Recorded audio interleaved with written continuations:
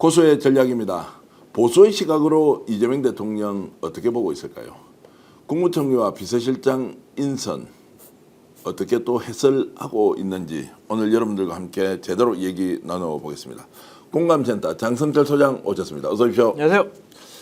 자, 인사총평부터 좀 해볼까요? 김민석 잘하셨어요. 국무총리, 예, 그리고 강훈식 이제 비서실장. 잘하셨어요. 저는 기본적으로 정치인들, 국회의원들이 일을 가장 잘한다고 생각하는 사람이거든요.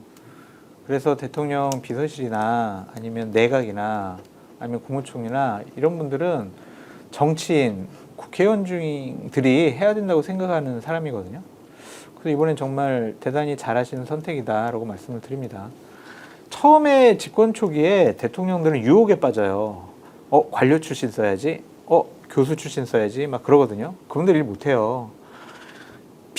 국무총리와 장관이라는 자리는요.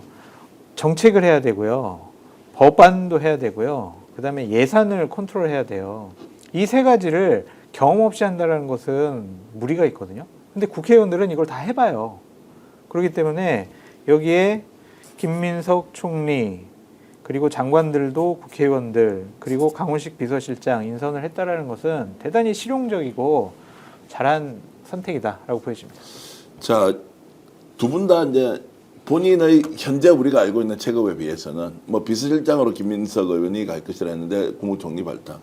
강훈식은 뭐 캠프에 비서실장을 했지만 그래도 설마 대통령실 또는 청와대로 가겠느냐라는 생각이 많았는데 왜 이 두 사람을 유독 이재명 대통령이 선택했을까?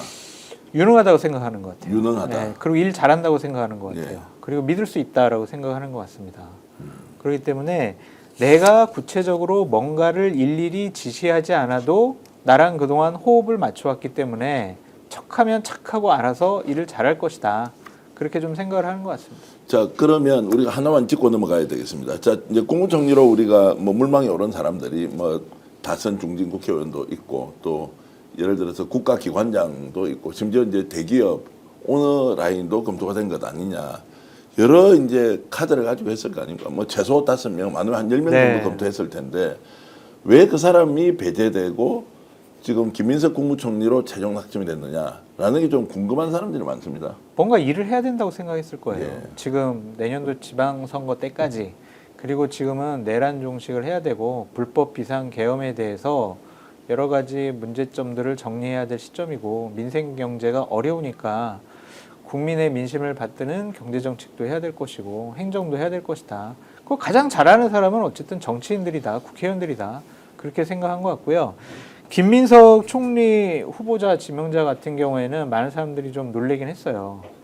국무총리 하려면 민주당 안에서도 좀 다선 중진 의원들이 하는 것이 적절하지 않을까? 뭐 그러한 생각도 많이 했지만 어쨌든 김민석 지명자에 대해서 이재명 대통령께서 상당히 좀 신임하고 있는 것이 아니냐.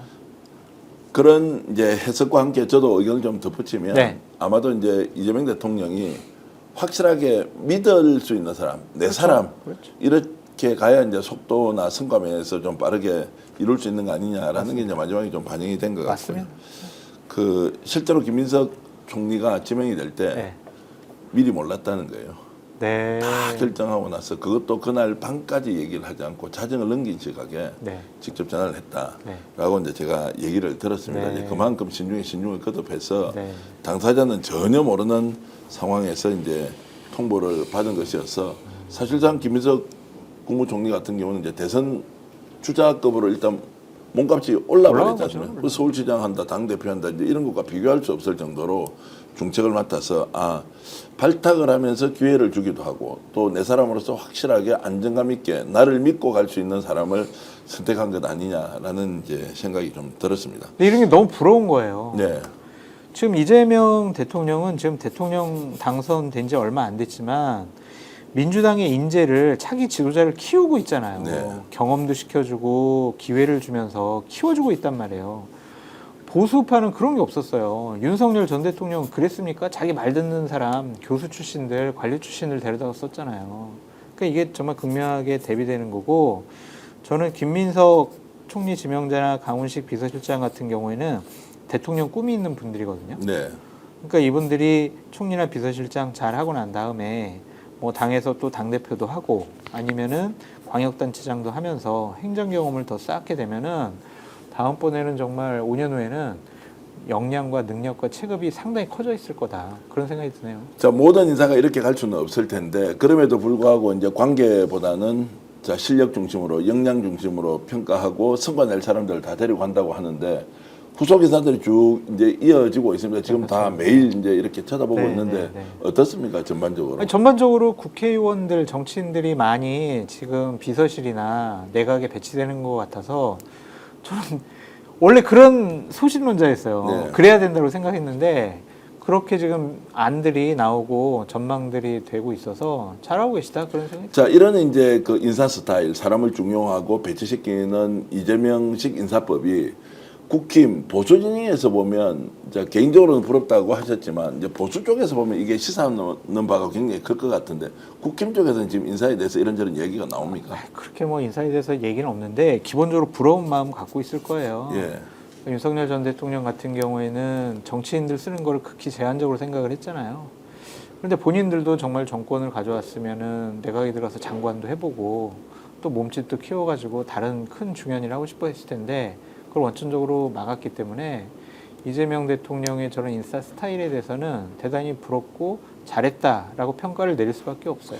자, 그러면 이제 우리가 이런 파격성 또는 이제 적극적인 인사 행위가 오히려 국민 통합에도 도움이 되고 인재를 양성하는 데도 충분히 기여를 한다고 했을 때 어느 범위까지 이제 이재명 대통령은 수용할 것인가? 어느 정도까지 이제 수용을 하고 실력만 있으면 실력만 있으면 모든 사람을 다 쓴다라고 하는 것은 이제 캐치프레이즈로 나와 있지만 네. 뭐 정치란 것은 엄연한 현실인지라 자원은 제한돼 있고 국힘 쪽이나 또는 보수 정치 영역에서도 많은 사람들이 실력자가 있다는 전제로 보면 어느 정도까지 쓰겠느냐라고. 근데 이번에는 성과 위주의 그 후보자들을 발탁을 할 것 같아요. 예. 이번 1기 내각 비서실은요 성과, 그다음에 내년도 지방선거 이후는 통합, 그렇게 좀 컨셉을 잡아서 갈 것 같다는 좀 생각이 들어서 대통령께서는 후보 시절에는 연정 얘기도 하시고 통합 얘기도 하시고 보수 쪽 유능한 사람 데려다 쓰겠다고 하셨지만 어떠한 장관 자리나 비서실에는 그런 분들이 들어가는 것은 불가능하다? 이번에는 아니다? 제한적이다? 그렇게 평가할 수밖에 없어요. 예를 들어서 이제 유승민 전 의원 같은 경우 안될 뭐 것 하마평에 많이 올랐지 않습니까? 네. 쓸 것이냐 안 쓸 것이냐라는 것은 이제 인사권자가 판단할 것이고 혹시라도 제한이 간다고 하면 지금 현재 보수 정당 지금 국힘의 분위기로 보면 좋다 나 가서 한번 해보겠다라는 분위기는 실제 생길 수 있나요? 모르겠습니다. 유승민 의원 같은 경우에는 좀 어쨌든 대선 시기에는 이재명 후보와 민주당에 대해서 상당히 비판적인 얘기를 또 많이 SNS에 올리셨더라고요. 그래서 갈 것 같지도 않고 뭐 제안도 하지 않을 것 같다는 제한도 생각이 올 것 드는데 같지도 또 네. 그렇다고 해서 간다고 할 수도 없다. 현재 하여튼 국민의힘의 당적을 갖고 있는 사람을 내년 지방선거 전까지는 뭐 영입을 해서 장관직을 준다든가 같이 일을 하지는 않을 것 같아요. 그 폭넓은 연합 정치 방식은 오히려 퍼포먼스로는 의미가 있을지 몰라도 실질에서는 실제로 정권의 색깔이나 이런 걸로도 고려해 봤을 때 그다지 바람직하지 않다라는 성과 내기가 어려울 거예요. 예를 성과 내기도 들면 어렵다. 예를 들면 유승민 전 의원의 경제 정책과 경제관, 철학, 가치관 이것과 이재명 대통령의 생각이 부딪힐 지점들이 너무나 많다고요. 예. 그러면 대통령은 이렇게 가려고 하는데 예를 들면 총리나 기재부 장관이 그건 아닌데요? 라고 하는 것은 집권 초기에는 대단히 비효율적인 일들을 많이 발생시킬 거고 성과가 나지 않을 가능성도 높아요. 네. 그래서 내년도 지방선거 때까지는 민주당이 자신들이 대통령 선거 시기에 내세웠던 정책과 공약을 완성시키기 위해서라도 이재명 대통령과 호흡이 맞는 사람들이 함께하는 게 맞는 것 같습니다. 그러니까 다양성이라는 측면보다는 어쨌든 효율성. 실력을 발휘하면서 성과를 낼 수 있는 효율성 네. 이런 것들이 이제 키워드가 되어서 인사를 할 것이다. 지금 현재 뭐 분위기는 그렇게 가는 것 같고요. 네. 그러면 이제 여야 관계를 어떻게 풀어야 하느냐. 오늘은 이제 뭐 특검이 3법 통과되고 지금 뭐 속도전으로 내란과 관련된 또 김건희 국정농단 이런 게 막 수사가 이제 총알처럼 달려갈 것인데 날아갈 것인데 협치라는 문제를 그러면 국회에서 이제 어떻게 풀어야 하느냐. 첫 번째는 전제 조건에 대한 게 있어야 되고 두 번째 구체적인 사안에 대해서 협치의 이제 가능성과 이런 것들이 타진이 돼야 될 텐데 자, 이렇게 가면 국힘은 야, 우리 이제 특검 3개 우리 당론으로 반대한다 이렇게 바로 치고 나왔단 말이죠. 국회 문제를 이제 어떻게 풀어야 하느냐는 것이 이제 현안으로 대두되고 있습니다. 대화 타협 통합은 불가능할 것 같아요. 네. 그러니까 이제 윤석열 전 대통령의 스타일과 그때 상황과 지금 이재명 대통령의 상황과 스타일이 좀 다르다고 보여지는데요. 그때는 뭐 윤석열 전 대통령 자체가 야당을 대화 협상의 파트너로 생각, 국정 운영의 동반자로 생각 안 했잖아요. 그냥 내팽개쳤잖아요. 그냥 무시하고 일방적으로 그냥 국회에서 법 통과시켜도 거부권 행사해버리고 하고 싶은 대로 해버렸잖아요.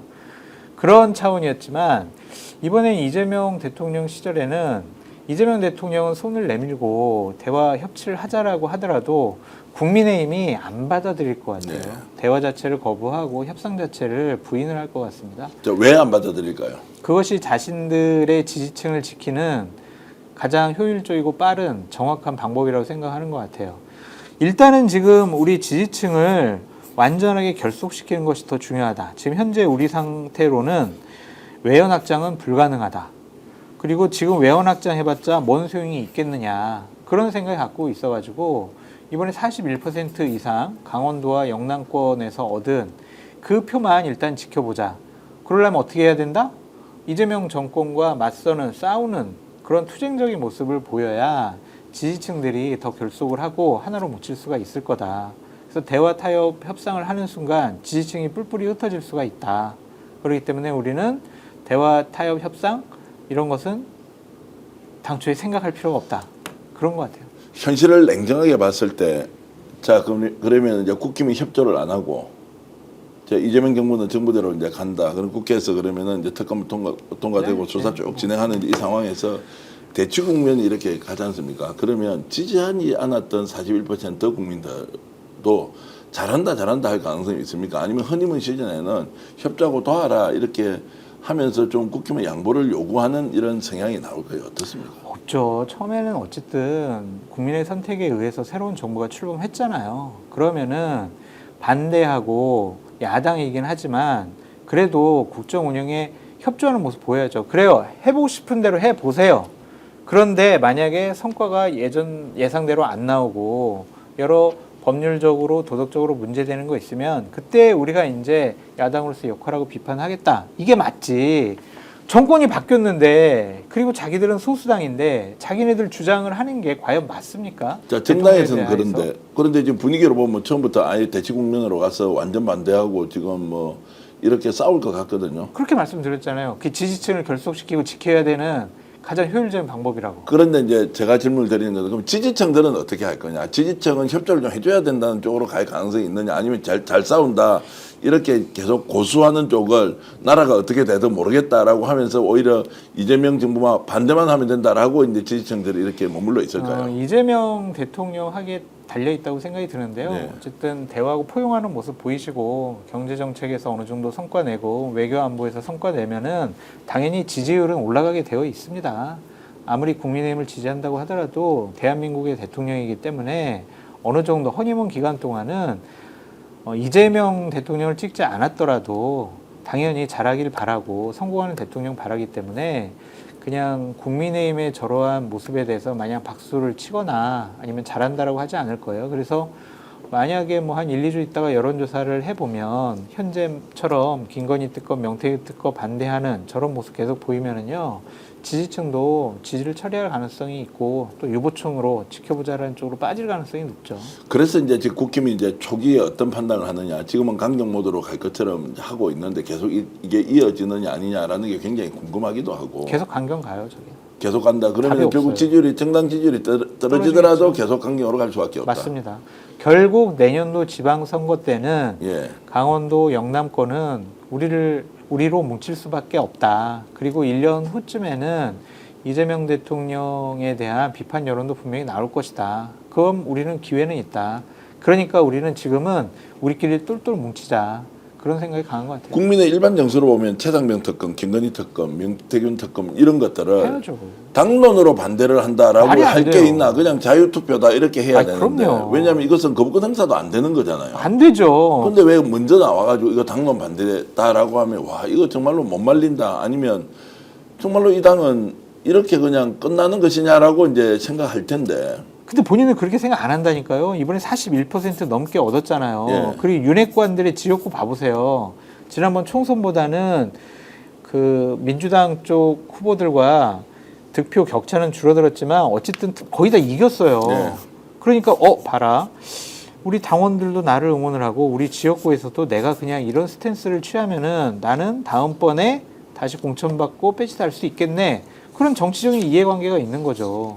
그러니까 이거를 그냥 풀어줄 생각이 없어요. 그냥 우리가 윤석열 지키자, 김건희 지키자 이런 식으로 갈 수밖에 없을 것 같아요. 자, 바보 같은 행동이죠. 바보 같은 행동이지만 그것이 현실이다. 네. 민주당 쪽에서도 이 방송 많이 보실 텐데 오늘 장성길 소장 말씀은 자, 협치 모델을 어떻게 만들어 갈 것이냐. 처음부터 단추 제대로 꿰기가 굉장히 어려운 상황인데 이제 그렇지만 정신한 것도 지혜롭게 풀어가야 하는데 어떻게 갈 것인지 대체로 이제 방향이 나왔다고 생각하는데요. 아니, 대표님 생각을 해보세요. 명태균 김건희 특검이 통과가 됐어요. 그럼 구성돼가지고 한 달 후부터 막 조사할 거 아니에요. 예. 김건희 소환할 거고 관련자들 소환할 거고 매일매일 조사 내용 브리핑할 거고 그럼 우리가 생각하지도 못한 여러 가지 해괴망측한 일, 법률적으로 문제가 되는 일들 많이 밝혀질 거란 말이에요. 그거를 반대해요. 왜?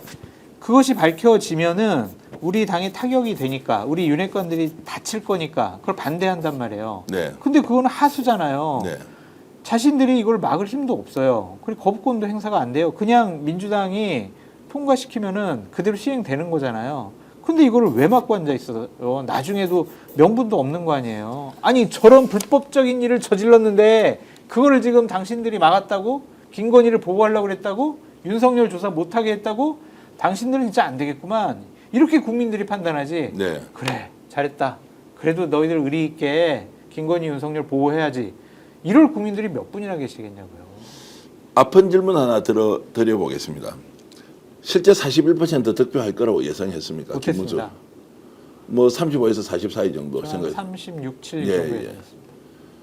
근데 국민들은 네. 국힘이 지금까지 보여줬던 것이 너무나도 적나라해서 도무지 이거는 정당으로서 인정하지 못할 것이다라고 우리가 예상을 했는데 왜 이렇게 41%나 지지가 나왔는지에 대해서 정말로 모르겠다는 사람이 있거든. 저도 포함이고요. 어떻게 보십니까? 지역과 연령에 괴리 현상이 있는 거예요. 그렇습니까? 저희는 수도권에 살고 있잖아요. 예. 그리고 대표님이나 저나 만나는 분들은 40, 50대란 말이에요.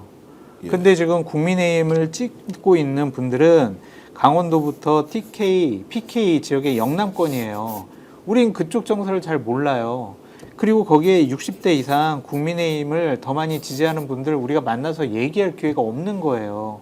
그러니까 우리는 수도권에서 보면은 민심은 야 윤석열 심판해야지. 그리고 야 김문수가 어떻게 대선 후보가 될 수 있어. 이런 얘기를 상당히 많이 들었거든요. 저도. 그런데 이제 그쪽 지역은 다른 거죠.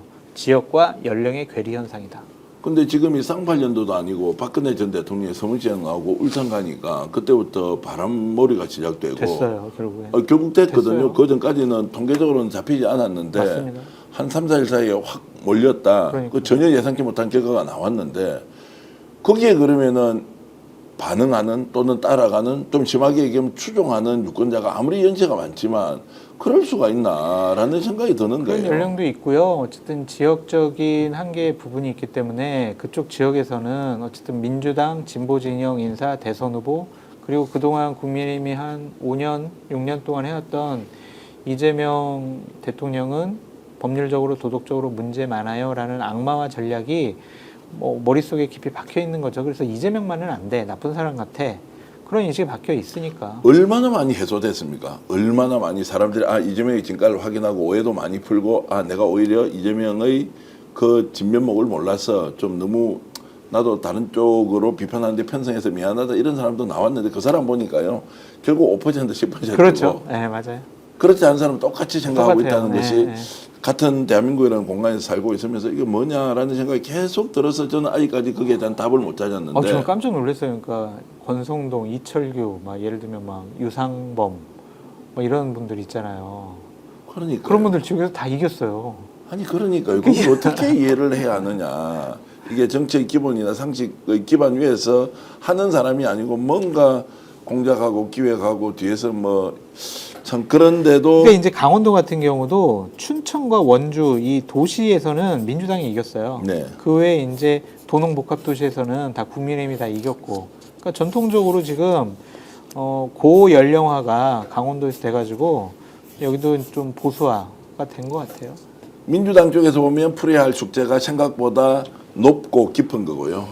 이제 우리 쪽에서 보면 그래도 비판받아야 할 여지가 너무 많다라는 생각이 들기도 하고 참 복잡한 사안을 이번에 이제 저희들이 다시 저도 한번 깜짝 놀랐어요. 놀라웠어요, 진짜. 저도 그러니까 충격 먹었어요. 그 놀라운 거랑 놀랍지 않은 게 두 가지가 있었는데 네.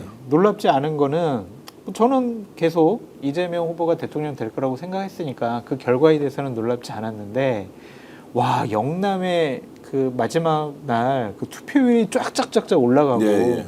김문수 후보가 41% 넘었다라는 게 저도 보수우파 사람이지만 너무나 놀랐습니다. 자, 그런 비정상이 이제 현실에 일어나고 있는데 TK 문제 이야기하지 않을 수 없습니다. 네. 우리 대구 경북에 아는 사람 진짜 많잖아요. 네. 저는 거기 살았고 네. 뭐 TK 쪽이 원래 이제 보수정당의 이제 뿌리에 이제 해당되니까 왜 이렇게 몰표를 줬을까요? 마지막에 박근혜 전 대통령이 공개적인 활동한 것도 정말 어느 정도 영향을 줬다라고 생각할 수밖에 없을 것 같아요.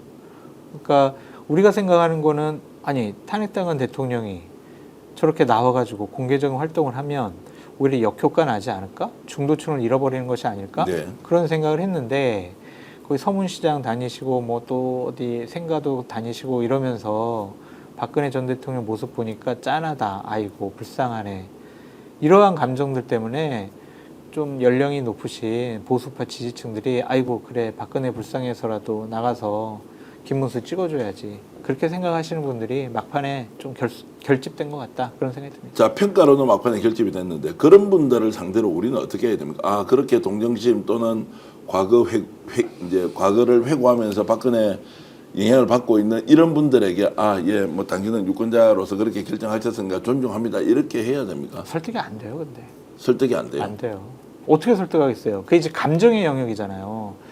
우리가 논리적으로 이성적으로 누구를 지지한다, 지지하지 않는다 그러면은 우리가 설명할 수 있어요. 그건 오해고 이 사람은 이런 정책을 갖고 있고 이런 삶의 궤적을 가져왔어. 그리고 이 사람의 비전과 가치관과 철학은 이런 거야. 그러면 오해 풀렸네? 그러면 논리적으로 설득을 해가지고 생각을 바꿀 수가 있는데 이건 감정이잖아요. 감정을 어떻게 설득을 합니까? 좋고 싫은데 이거는 안 풀리는 거예요. 그냥 그분 그대로 인정을 해줘야 될 부분인 것 자, 같아요. 그러면은 이제 정치라는 것이 기본적으로 국가가 이제 제한된 이 자원을 얼마나 효율적으로 배분하느냐. 두 번째, 그것을 대의해서 하고 있는 정치인들이 각자 지역의 발전을 위해서 죽기 살기로 예산을 확보하고 지역 발전을 위한 그 이제 공약을 만들고 설득시키고 정부로부터 예산을 받아가는 구조지 않습니까? 자, 이렇게 되면 대구 경북이 소외받을 수밖에 없다라고 하는 것, 우선순위 면에서 밀릴 수밖에 없다라고 하는 이 현실을 대구 경북은 각오하고 있다 이렇게 볼 수 있습니까? 그것까지 뭐 주민들이 생각을 하시면서 주민들은 그렇게 생각하지 않는데 그랬을까요? 어쨌든 그것을 이제 대표하는 정치인들이요? 정치인들은 지금 어떻게 했느냐. 뭐 또 한 2, 3년만 기다리면 우리에게 기회가 온다. 그렇게 생각을 하겠죠. 뭐 박근혜 탄핵당한 이후에도 우리가 거의 뭐 5년 만에 정권을 찾아왔는데 우리 또 뭐 이재명 대통령이 뭐 잘하겠어? 결국에는 뭐 성남시장, 경기도지사 그리고 민주당 당대표 하면서 하는 걸 보면은 결국에는 실수하고 고집대로 하다가 또 이제 국민들한테 비판받고 버림받고 그러겠지. 그러면 결국에는 또 우리 선택하겠지. 그런 생각 갖고 있는 것 같아요. 부산 같은 경우에는 뭐 부산, 울산, 경남이 상대적으로 좀 선전해서 이제 청구서 들고 올라와 가지고 제대로 해달라고 할 거고 40% 정도 내외 나왔으니까. 그러니까 이제 대구 경북 같은 경우에는 청구서 내기도 참 얼굴이 소위 말하는 명구스럽다 이제 이런 이야기를 할 수밖에 없는 상황일 텐데. 그런데 이제 이재명 대통령께서 이제 통합의 정치 하시겠다고 했잖아요. 그러니까 너희들 나를 안 찍어줬으니까 나는 너희들 예산 안 줄래. 여러 가지 뭐 발전 전략에 대해서 소외시킬래. 그렇게 하기도 대통령은 어렵지 않을까 그런 생각이 듭니다. 알겠습니다. 뭐 대통령 당연히 이제 국민 통합을 제1의 과제로 세워서 해야 하는데 대구 경북에서 이번에 몰표가 나온 걸 보고는 정말로 많은 사람들이 비판하고 있고 대구 내부에서도 지금 이 문제를 이렇게 넘어가면 되느냐. 그럼요. 그래서 이제 대통령 선거 끝나니까 서울하고 수도권은 그래도 조금 온기가 도는 모양이에요. 이제 분위기상 도는데 그렇죠, 그렇죠. 제가 오늘도 인터뷰하기 전에 대구는 어떤지 물어보니까 대구는 바뀐 게 아무것도 없다. 네. 대통령 선거가 끝이 났는데도 이제 제대로 한번 해보자라는 분위기가 별로 없다는 거예요. 본인들도 찍고도 결과를 보고 놀라는 거예요. 만약에 이제 이번에 올해 예산안, 내년도 예산안을 올해 쭉 이제 배정을 하고 계획을 할 거 아니에요. 그때 내년도에 대구 경북 예산을 깎았다. 뭐 신청한 중요한 주요 사업들을 안 해줬다. 그러면 또 이제 대구 경북에 계신 분들은 두고 보자. 지방선거 때 두고 보자. 다음번 총선 때 두고 보자. 뭐 이런 또 생각을 갖겠죠. 돌고 돌 것 같아요. DK 몰표는 바람직하지 않다. 뭐 근데 어쩔 수 그거- 없다. 뭐 이 부분에 평가를 하면 근데 어떻습니까? 그거는 호남에서의 민주당에 대한 몰표 현상을 같이 놓고 생각을 해봐야 되기 때문에 예. 그거를 TK의 몰표가 나왔기 때문에 비판하기는 좀 어려울 것 같습니다. 근데 호남은 좀 전략적 투표를 하니까 정당이 다른 데 있으면 그쪽으로 몰아주기도 하고 그렇죠. 민주당 꾸짖기도 하고 하는데 대구 경북은 아예 그런 선택지조차도 맞아요. 그냥 버린다. 호남 같은 경우는 총선 때 안철수 당을 다 그냥 찍어주기도 예. 하고 지난번 대선 때는 뭐 안철수 그때 후보 출마했을 때 2017년도인가요? 그때는 호남에서 40% 지지율을 또 보내주고 그랬었거든요.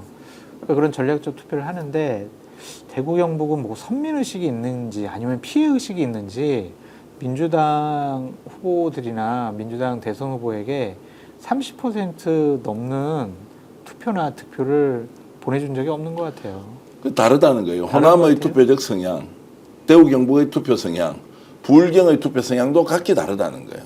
그러니까 이게 단순히 보수 결집의 문제가 아니고 한 사람은 자기 생각과 판단을 그냥 표로 이어주는 것이지만 집단으로 이걸 봤을 때 집단 지성이 발현됐던 상황을 보면 이거 어떻게 설명할 거냐 설명 안 된다는 사람들이 이제 굉장히 많다는 거고요. 그렇죠. 자 그러다 보니까 이제 김문수 후보가 네, 네. 이번에 대통령 선거 끝나면 빠이빠이 바로 떠날 것이라고 생각했는데 지금 당 대표로 김문수만한 사람이 없다라는 얘기가 계속 나오는데 출마합니까 당 대표로? 가능성이 높아 보여요. 그러니까 예. 본인이 처음에 의지는 없었는데 주위에서 막 바람을 넣었죠. 당 분위기 봐라, 당신밖에 없다. 그리고 당신이 지역을 전반적으로 전국을 돌아다녔을 때 당원들이 얼마나 반가워하고 지도자로 이렇게 인정을 하지 않았느냐. 그러니까 지금 국민의 인물이 없기 때문에 당신이 나서야 된다. 당신만한 정치적인 역량과 인지도와 지지도 있는 사람이 국민의힘에는 없다. 그러니까 당신이 이재명 후보와 싸웠으니까 이재명 정권과 제일 잘 맞서 싸울 사람 당신밖에 없다. 그런 이제 꼬임에 넘어간 거죠. 그러니까 철봉하고 나 체력적으로 튼튼하니까 전당대회 열리면 나 나갈 거야. 나를 잊지 마세요.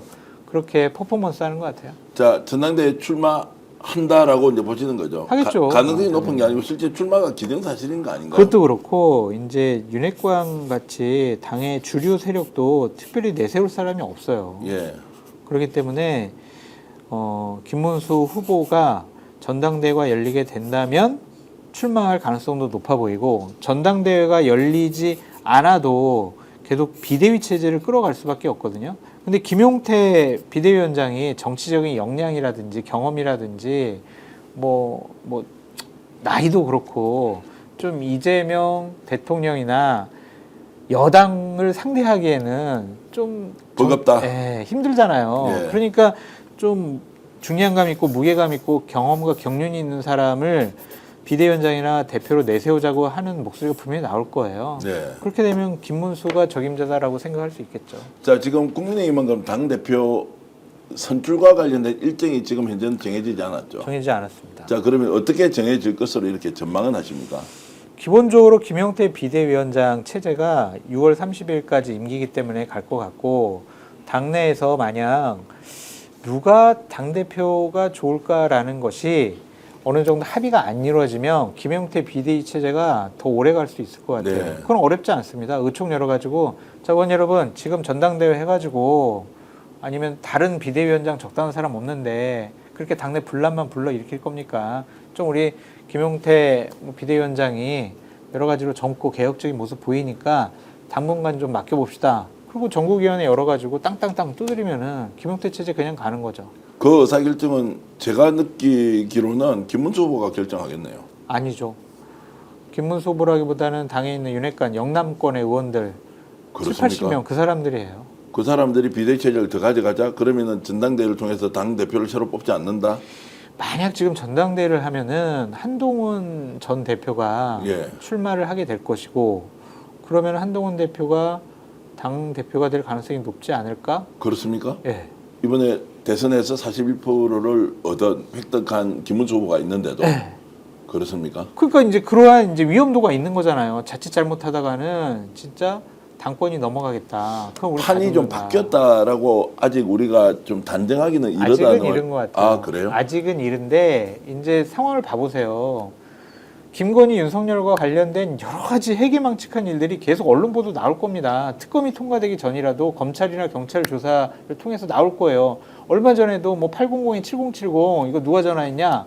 결국에는 윤석열이 윤석열 전화해. 집무실에서 한 거 아니냐? 예. 그건 윤석열일 거다. 이런 보도가 계속 나오잖아요. 계속 나올 거예요. 그렇게 되면 그 사람들이 당내 기득권 권력을 계속 유지하는 것에 대해서 국민의힘 지지층이나 당원들은 이거는 좀 아닌 것 같아. 너희들 뒤로 빠져봐. 일단 당을 바꿔야 되겠어. 옛날에 이준석 데리고 와가지고 대선 이겼던 것처럼. 그럼 당의 얼굴 두고 그래도 비상계엄에 반대를 하고 대통령 탄핵에 찬성했던 사람 한동훈이네. 팬클럽도 있는 것 같고 매니아층도 있는 것 같고요. 그러면 한동훈 한번 밀어봐 주자. 한동훈이 한번 잘 싸울 수 있겠지. 그렇게 해서 한동훈한테 당권이 넘어갈 수 있으니까 판을 열어주면은, 그러니까 판 자체를 안 열 수 있을 것 같아요. 자, 그 말씀은 지금 김문수 후보가 41%를 얻었지만 당 내에서 당원들 중심으로 이렇게 전당대회를 하면 1등이 안 될 수 있기 때문에 비대위 체제가 좀 더 갈 수밖에 없는 거 아니냐라는 이제 말씀이죠. 김문수 억지로 진짜 억지로 어거지로 해가지고 대선 후보 만들었잖아요. 예. 친윤들이 다 밀어붙이고 막 다른 쪽에 의원들이 위장 취업해가지고 정보 다 빼오고. 그런데 김문수 후보 본인의 역량으로 이 당 대표가 될 가능성이 있다라고 볼 수 있을까? 그리고 이번에 윤핵관들은 아니 김문수 후보 우리말 잘 들을 줄 알았더니 이게 딱 대선 후보 되니까 우리말 잘 안 듣네. 이렇게 생각할 수 있을 거 아니에요. 그래서 당대표 되면은 저 사람 옛날에 하던 거 보면 혁신위원장도 하고 공관위원장도 했으니까 야, 또 그립감 세겠네. 안 되겠다. 저 사람은 딴 사람 찾아보자. 이럴 것 같아요. 참 말씀 들어보면 제가 이렇게 피상적으로 알고 있는 것과 국민의힘 내부 사정을 잘 알고 있는 장성철 소장의 또 말씀을 들어보면 아, 이게 뜻을 채운다고 되는 게 아니구나. 대선 후보여서 당권 내가 맡겠다라고 한다고 해서 당원들이 전적으로 동의해 줄 수도 없는 상황도 존재한다라는 말씀을 이제 들어보면 김문수가 어떤 선택을 할지, 예를 들어 당대표로 안 나가고 바깥에 계속 존재할 수도 있습니까, 그러면? 정치를 계속 하려면 예. 김문수 전 후보 같은 경우에는 무조건 당대표나 비대위원장이나 아니면은 뭐 다른 중요한 역할을 하고 싶어 하겠죠. 자, 해야죠. 친윤들이 정한다고 했는데 그 친윤은 뭐 권영세, 권성동, 네. 뭐 예를 들어서 이철규. 이철규 여전히 힘이 있다고 보십니까? 힘이 있어요. 윤석열 아웃되고 90점은 정권이 없지만 바뀌는- 예. 이해관계가 맞아떨어진다니까요. 예. 그러니까 그 윤핵관들이 다른 대표나 다른 지도부가 들었으면 자기네들은 그 당내 기득권을 놓치고 다음번 공천도 못 받을 거라고 생각해요. 그러한 정치적인 이해관계로 이 사람들을 지금 똘똘 뭉치게 하고 있어요. 특히 거기에 영남권에 있는 국회의원들이 그렇죠. 다 동조하는 거예요. 다예요, 다. 답니까? 그렇습니다. 그리고 영남권 국회의원들 몇 명은 분명히 불법적인 비상계엄 과정 중에서 내란에 동조했다라는 것 때문에 상당히 법률적으로 문제가 될 만한 사람들도 있어요. 그 사람들 같은 경우 어떻게 하겠어요? 그냥 우리끼리 똘똘 뭉치자. 그러한 동지의식이 더 강해지겠죠. 자, 그러면은 김문수, 한동훈 요렇게 만약 당권 경쟁을 하는 구도가 된다. 친윤은 그러면 한동훈을 절대로 되도록 만들지 않기 위해서 김문수 쪽을 세워서 할 수도 있다. 아니면 다른 사람 세울 수 있거나 제일 가능성 높은 거는 예. 전당대회 없어. 그냥 비대위 체제로 가자. 비대위 차지로 가는데 언제까지 갈 수 있습니까? 내년 지방선거 때까지. 내년 지방선거 때가 아니면 비대위에서 네. 그냥 공심위를 만들어서 거기 사람 네. 공천한다. 네. 이것도 국회의원들이 그러면은 다수가 동의하면 끝나는 일이다. 그건 당원 투표도 할 것도 아니잖아요. 예. 다음번 지금 권성도 원내대표가 그만뒀으니까 원내대표가 새로 뽑힐 거 아니에요. 거기도 또 친윤 쪽에서 뽑히겠네요. 당연히 뽑히겠죠. 그게 예상되는 사람은 다수니까. 누구 있습니까? 예를 들면 뭐 김도읍이라든지 예. 김태호라든지 예. 이런 뭐 영남권의 중진 의원들이 될 가능성이 있겠죠. 범친윤들 예. 이런 사람들일 텐데 기본적으로 원내대표가 비대위원장을 지명하게 돼 있어요. 추천하고. 그러면은 원내대표만 먹으면은 비대위원장도 자기네들 입맛에 맞는 사람을 세울 수가 있는 거예요. 네. 그러니까 원내대표를 확보하는데 사활을 걸겠죠. 원내대표 이철규 의원이 나올 가능성이 있습니까? 알 수 없습니까? 그건 진짜 안 되는 거 아니에요? 아니 뭐 지금 안 되는 일이 맨날 일어나니까 제가 여쭤보는 거고요. 윤한홍 의원 같은 경우 어떻습니까? 본인도 여러 군데 지금 구설수에 오르고 있던데 윤한홍도 아예 그냥 내 나서서 한번 만들어 주세요라고 하면 권영채, 권성동과 라인업으로는 오히려 더 나은 사람 아니냐. 근데 감히 원내대표 감일까? 그거를 의원들이 좀 미룰 수 있을까? 그 의원들에게 신망이 좀 있을까? 그런 생각도 좀 듭니다. 참 그럼 상황을 좀 더 지켜보겠습니다. 국힘 내부 사정도 만만치 않은데 김문수 41% 얻었다고 해서 모든 것을 장악한다 이런 걸로 가지 않는데 역시 지금 대통령 선거가 이제 끝이 났지만 정치판의 시계는 정말로 한치 앞을 내다볼 수 없는 안개 속이다라는 거고 정치가 복원될 가능성도 거의 없다. 지금은 이렇게 보시는 겁니다. 국민의힘이 협조를 안 할 거예요. 안 계속 한다. 강경투쟁 노선 할 거고요. 분명히 이제 법률적인 문제가 생기는 의원들이 많이 나올 거예요. 그러면 그걸 어떻게 그걸 방어막을 치겠어요? 야당 탄압이라고 할 거 아니에요. 정치 보복이라고 할 겁니다. 그런 상황에서 여당과 이재명 대통령의 노선에 통치에 협조하겠어요? 안 하지. 근데 민주당은 그래? 니들 없어도 우리가 뭐 법안 다 통과시킬 수 있는데 그럼 뭐 니들 마음대로 해. 이렇게 하겠죠. 자 그런 전제로 이제 이재명 정부 민주당 집권 여당으로서 국힘과 어떻게 상대해야 하느냐 뭐 말씀 들어보니까 결국 국민을 대상으로 국민을 설득하고 국민에게 양해를 구하고 국민에게 동의를 받는 것이 오히려 지금 현재 이재명 정부와 민주당 집권 여당이 할 수밖에 없는 선택 그럼요. 아니냐라는 게 이제 장성길 소장과 제가 오늘 나눈 이야기의 결론이었습니다. 혹시 제가 이번에 이재명 후보와 대선 직전에 인터뷰하는 거 혹시 보신 적이 있습니까? 못 봤습니다. 그래요? 네. 그 인터뷰를 한 100만 명 이상 본 것 같은데 어디 저 차 안에서 보신 차 거예요? 안에서 이제 하셨어요? 인터뷰를 했는데 야, 그 유명한 인터뷰를 잘 못 보셨다니. 꼭 보겠습니다. 가면서. 아닙니다. 제가 이제 이 방송 잠깐 그 인터뷰 보고 와서 장성길 소장과 제가 마무리를 하겠습니다.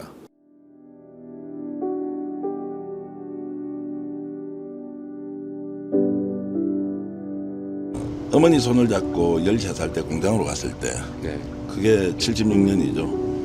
그 1976년의 소년 이재명을 지금 2025년 대통령 후보 이재명이 그 시대로 돌아가서 다시 그 어린 이재명을 만나면 어떤 얘기를 해주고 싶습니까?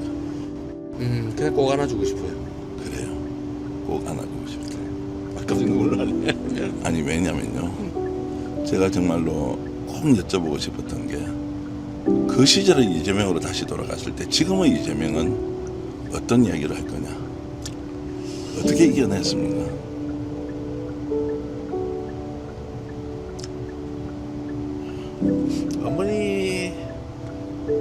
어머니가 더 가슴 아팠을 거예요.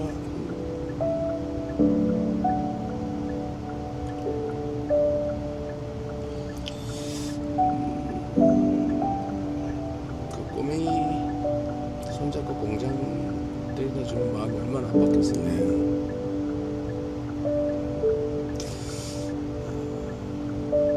저도 세상 사람들한테 그런 어머니 같은 존재가 되고 싶습니다. 그래서 많은 국민들이 이재명 후보는 절대 바뀔 사람이 아니다. 출제를 하고 이름을 얻고 그래도 똑같은 마음으로 가고 있는 거.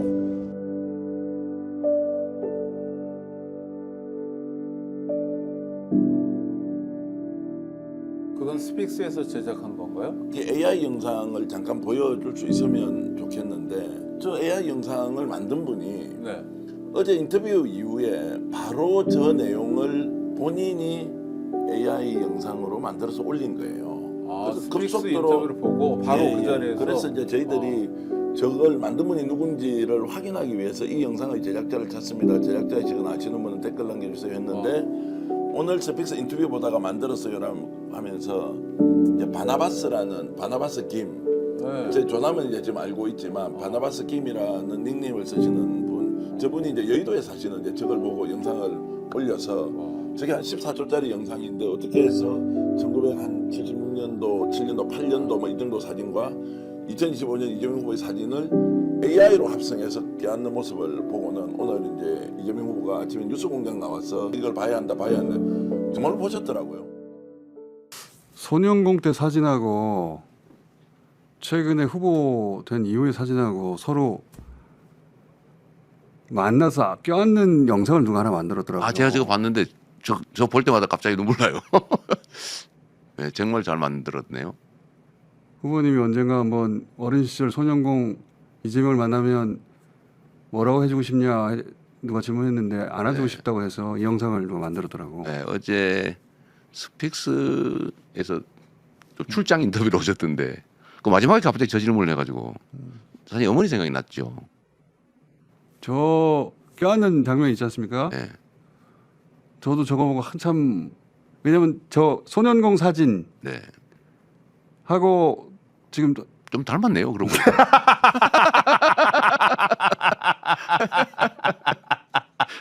자, 눈은 좀 흘러내렸습니다. 세월이 지나 살이 좀 흘러내렸어요. 지금 50년 후네요. 50년 후. 그쯤 되겠네요. 15살 이런 정도. 저때 껴안고 무슨 얘기를 해줄 건지는 얘기가 필요하겠어요. 대선이 끝나고 나서 제가 한번 여쭤볼게요. 어쨌든 저 장면, 그러니까 저 사진을 보면 어머니 생각나죠. 그냥 어머니가 가슴 아팠을 게 가슴 아파요. 지금 모습을 보셨으면 좋았을 텐데. 그렇죠.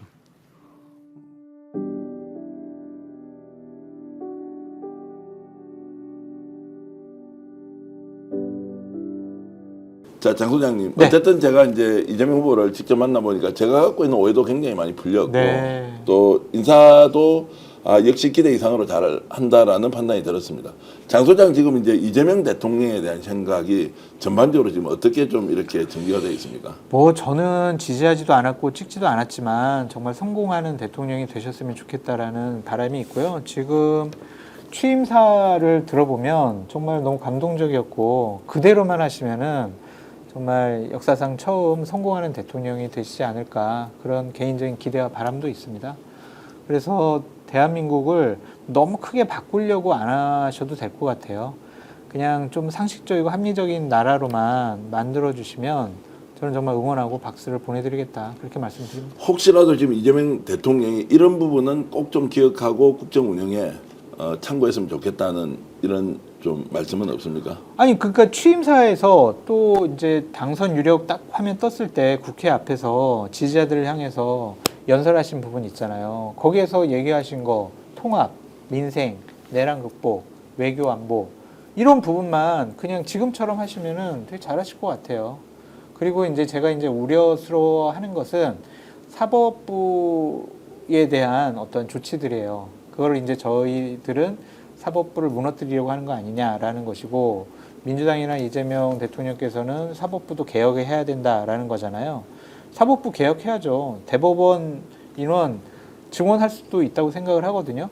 근데 그거를 좀 더 논의를 하셨으면 좋겠어요. 네. 나 국회에서 우리 법안 다 만들 수 있는 압도적인 의석 갖고 있으니까 우리끼리 모여서 법사위 통과시키고 본회의 통과시켜. 그거는 좀 아닌 것 같아요. 그래도 좀 전문가들 얘기도 들어보고 대법원들 얘기도 좀 들어보고 해가지고 좀 사회적인 합의를 이끌어내시는 방향이 좋지 않을까 그런 생각이 듭니다. 제가 파악하기로는 이제 속도도 중요하지만 그 속도를 맞추기 위해서 사전 논의 과정들을 네. 또 신속하게 한다고 하니까 국회에서 대법관 정원 문제에 대해서는 아마 빠른 논의와 결론 있을 거고요. 거기는 당연히 이제 기관의 참여가 네, 보장돼 네, 있으니까 그럼요. 법원행정처 나서서 의견 낼 것이다라는 말씀을 드리겠습니다. 오랜만에 이렇게 장 소장님 뵀는데 역시나 이제 새로운 대통령이 탄생했으니까 더 좋은 정부, 더 좋은 나라 만드는데 아니, 그럼요. 함께 열심히 이제 평론하면서 당연하죠. 어쨌든 나라가 발전하는데 우리가 있는 힘을 다 쏟아보자라는 생각을 했습니다. 오늘 고소의 전략 장성철 소장과 함께했고요. 시청해 주신 여러분께 진심으로 감사히 말씀드립니다. 제 오른쪽에 나오고 있는 인터넷 비교원 최대 혜택 128만 원의 현금 지원하고 있는 것 필요하신 분들 많이 이용해 주시면 고맙겠고요. 또 제 오른쪽으로 가 있는 것이 자신 있다 비교하라 대동세상 얼수좋다 스픽스 모을인데요. 스픽스 모을이 완전히 다른 시각으로 셰판을 짜듯이 이제 새롭게 단장을 하고 있습니다. 회원가입 꼭 좀 부탁드리고요.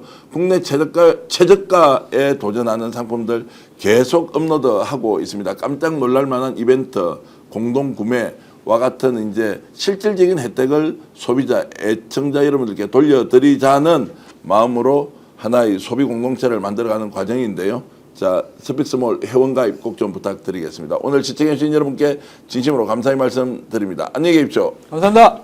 오늘 방송 어떠셨습니까? 마음에 들었다면 구독, 좋아요로 스픽스를 응원해 주십시오. 여러분들의 구독, 좋아요는 가장 큰 힘이 됩니다.